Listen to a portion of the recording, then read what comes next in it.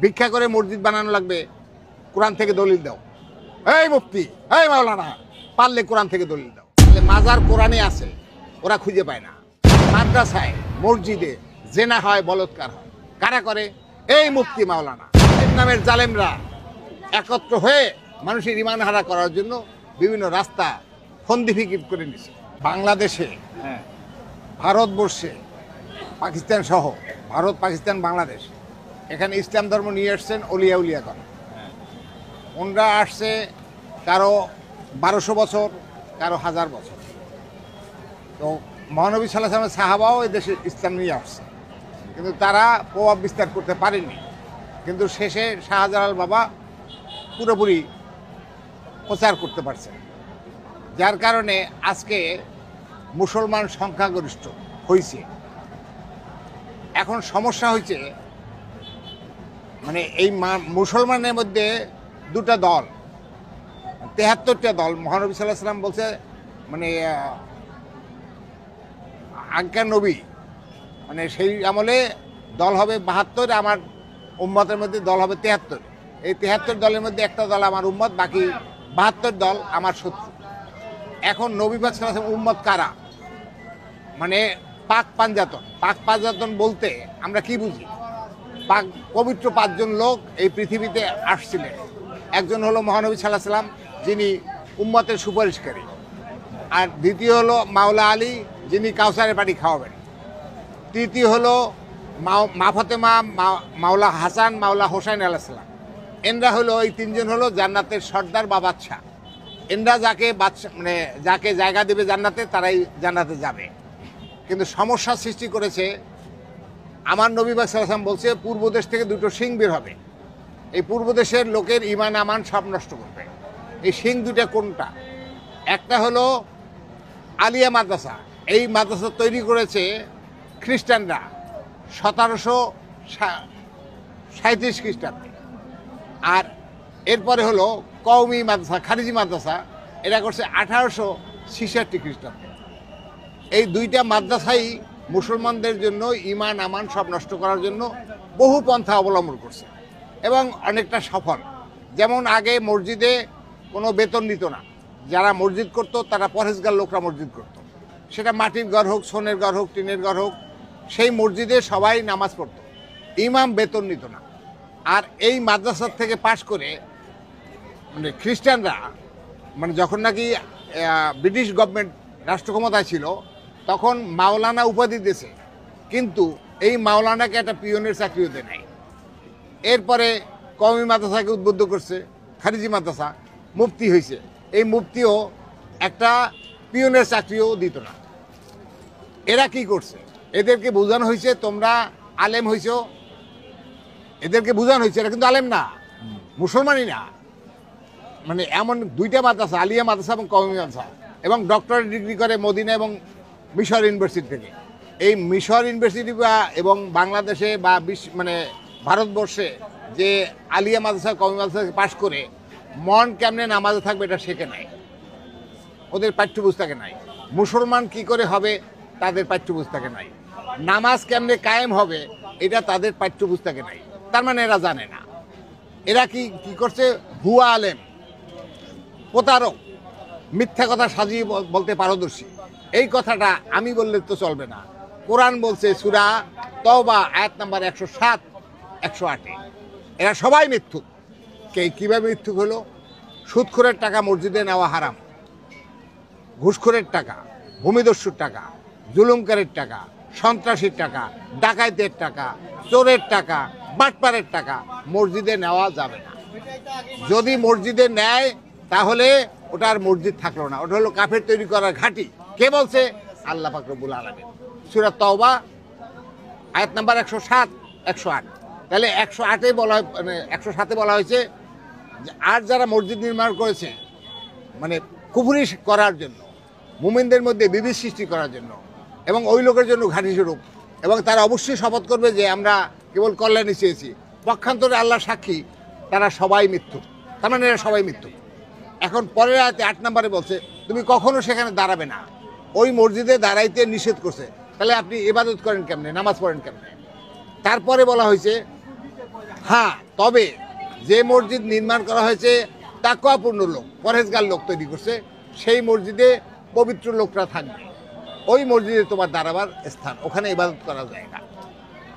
এখন হলো আগের মসজিদ যেটা, মানে অর্থাৎ আগেকার এদেশে যে মসজিদ ছিল সেই মসজিদ ছিল কাঁচা, মানুষের ইমান ছিল পাকা।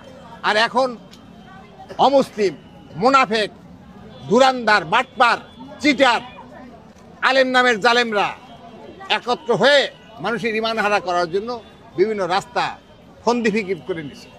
এই ফন্দি ফিকির করে তারা কি করছে, এখন ফতোয়া দিচ্ছে মাজার নাকি কোরআনে পায় না, মিলাদ, দুরুদ শরীফ পড়া এটা কোরআনে পায় না। তাহলে তুই কি কোরআন কিসে পড়ছো? তুমি তো কোরআনই পড়ো নাই। ও কোরআন পড়ছে এই জন্য যে নামাজ পড়ে বেতন নেবে, দুনিয়াবি স্বার্থ হাসিলের জন্য। আসলেও ধর্ম করার জন্য না। যদি ধর্ম করার জন্য হইতো তাহলে মাজার কোরআনে আছে। কোথায় আছে? কোরআনের কোন আয়াতে? কথা বোঝা গেছে? এ সম্পর্কে বিস্তারিত আমরা একটা গ্রুপ, 6টা গ্রুপের মধ্যে এখানে আছে হলো আহলে বায়াত পাক পাঞ্জাতের অনুসারীবৃন্দ, 2 নম্বর হলো স্বনির্ভর আধ্যাত্মিক সংসদ, 3 নম্বর হলো বাংলাদেশ দরগা মাজার ঐক্য পরিষদ, 4 নম্বর হলো বিশ্ব সুফিবাদ ঐক্যবদ্ধ আহলে সুন্নাত ওয়াল জামাত, তারপরে আছে বাংলাদেশ তরিকত পরিষদ, এরপরে বিশ্ব ইনসানিয়াত বিপ্লব। এইটা 6টা সংস্থা। এটা 6টা সংস্থাই হলো আত্মশুদ্ধি, অর্থাৎ আল্লাহ পাক রব্বুল আলামিন বলছেন ফাদুল্লাহ মুখলিসিন আল্লাহুদ্দিন আলাউল কারিয়াল কাফিরুন। এর অর্থ কি? তুমি বা তোমরা মনকে দেহের অধীন করে আত্মশুদ্ধ হয়ে আমার ইবাদত করো, আমাকে ডাকো। যদিও এ অপছন্দ করে কাফেররা, তাহলে যারা এটা মানে আত্মশুদ্ধি হইতে চায় না তারা পুরোপুরি কাফের। তাহলে এই মুফতি মাওলানা যারা আহলে বায়াত মানে না তারা সবগুলা কাফের। এখন যাচ্ছি, এদেরকে আল্লাহ কাফের বলছে, জালেম বলছে, জাহেল বলছে, আগুনখোর বলছে, মানে বদমাইশ বলছে, পথভ্রষ্ট বলছে, বহু আয়াতে ওরা পড়ছে কিন্তু মানে না। ওরা কি বলে? আমরা খাবো কি এ সম্পর্কে আল্লাহ সমাধান দিছে সূরা জুমা আয়াত নাম্বার 10। এখানে বলা হয়েছে তোমরা নামাজ শেষে রুটি রুজির জন্য বের হয়ে যাও, জমিনে ছড়িয়ে পড়ো। তাহলে অন্য 4 দোকানদার সেও সংসার চালায়, একটা জুতের সেলাই করে সে সংসার চালায়, মানে ছোটোখাটো ব্যবসা করে, বাদাম বেচে সেও সংসার চালায়। এরা কাজও করে, ওদিকে বেতন নেয়। বেতন দিলে যারা দেয় তারাও মুসলমান না, আর যারা নেয় তা তো মুসলমানই না। মানে এরা মুসলমান না, এরা হলো প্রতারক। আপনি আজকে একটা জিনিস ফলাও করে প্রচার হচ্ছে, কি প্রচার হচ্ছে? মাদ্রাসায়, মসজিদে জেনা হয়, বলৎকার হয়। কারা করে? এই মুফতি মাওলানা। এরা আলেম তো নাই, জালেমের দল। এরা হলো ইহুদিদের চালা, ইহুদির থেকে সাহায্য পায়, আর দুয়ারে দুয়ারে ভিক্ষা করে, ছেলেমান ভর্তি করে, মানে পাছাও মারে আর ভিক্ষা করতে পাঠায় দুয়ারে দুয়ারে। তাহলে এরা তো ভিক্ষাবৃত্তি ইসলাম ধর্ম সমর্থন করে না। ভিক্ষা করে মসজিদ বানানো লাগবে, কোরআন থেকে দলিল দাও। এই মুফতি, এই মাওলানা, পারলে কোরআন থেকে দলিল দাও। তুমি যে নামাজ পড়ে বেতন নাও, পারলে দলিল দাও। তুমি যে জেনা বলৎকার করো, এটা তোমাদের অধিকার, কোথায় পাইছো? দলিল দাও। তা আমরা এরকম 25টা দলিল চাইছি। কথা বোঝা গেছে? তাফসীর মাহফিল করে টাকা নাও, দলিল দাও। কোথায় পাইছো? তোমাদেরকে আল্লাহ কাফের বলছে, জালেম বলছে, জাহেল বলছে, আর যারা তোমাদেরকে টাকা দেয় তারাও ইসলাম থেকে খারিজ হয়ে যায়। তাহলে মুসলমান এখন ওরা সবটা মানে বদমাইশের দলকে করতে পারছে। কিন্তু যারা তরিকতপন্থী, যারা আত্মশুদ্ধি হতে চায়, যে কেউ, অর্থাৎ আমার ভিতরে একটা নফসে আম্মারা দিচ্ছে, এই নফসে আম্মারাকে নফসে মুতমাইনে যে করতে চায়, আত্মশুদ্ধ হয়ে নামাজ কায়েম করতে চায়, সেই দলটাকে এখন আক্রমণ করছে কি? মাজার। তাহলে মাজার কোরআনে আছে, ওরা খুঁজে পায় না। মিলাদ, আল্লাহর হাবিবকে বলছে আমি আমার ফেরেশতা মণ্ডলী সহ আল্লাহর হাবিবের দুরূদ পড়ি। হে ইমানদার বান্দাগণ, তোমরা অধিক পরিমাণ দুরূদ পড়ো।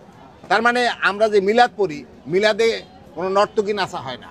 ওখানে মানুষ উজু করে পরিষ্কার পরিচ্ছন্ন হয়ে পবিত্র হয়ে যতটুকু সম্ভব পবিত্র হয়ে ওখানে প্রথম হলো কিছু কোরআন থেকে আলোচনা হয়, পরে জিকির আজগার হয়, পরে নবীর নামে দুরূদ শরীফ পড়া হয় এবং সমস্ত অলিয়া উলিয়াদের নামে মানে বকশিশ করা হয়।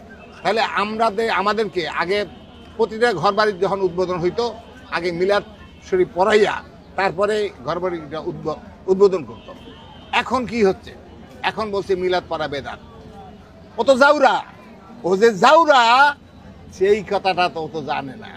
ও কোরআনে পড়ছে জাউরা, কিন্তু জারদ যে ও, আল্লাহ বলছে সূরা কলম আয়াত নাম্বার 12-তে বলছে যারা আল্লাহর পথ থেকে ভালো পথ থেকে ঠেকাইয়ে রাখে। পরের আয়াতে 13 নম্বর বলা হয়েছে তারাই জানিম অর্থ জারদ সন্তান। এই জারদ সন্তানরা এখন জারদ, আল্লাহ যাকে জারদ বলছে তো মুসলমান না, আল্লাহ যাকে কাফের বলছে, জালেম বলছে, জাহেল বলছে সে তো মুসলমান না, এরা জারদ।